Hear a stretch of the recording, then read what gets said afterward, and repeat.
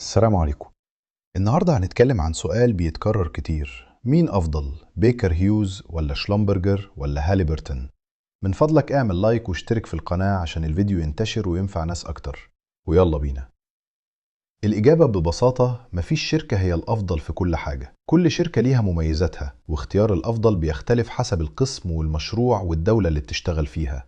في ناس بتحب هاليبرتون بسبب قوة المعدات في بعض الأقسام، وفي ناس شايفة إن شلومبرجر متميزة في تنظيم العمل والسيستم والاهتمام بالعاملين، وفي ناس بتعتبر إن بيكر هيوز من الشركات اللي بتوفر استقرار وظيفي أكبر مقارنة بغيرها. في النهاية كل شركة من الشركات الثلاثة تعتبر من أكبر شركات خدمات البترول في العالم، والنجاح الحقيقي بيعتمد على خبرتك وتطورك وإيه اللي هتضيفه لنفسك، مش اسم الشركة بس.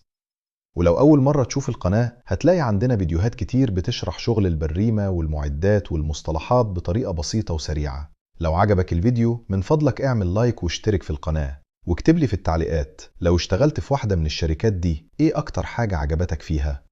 أشوفكم في الفيديو الجاي إن شاء الله.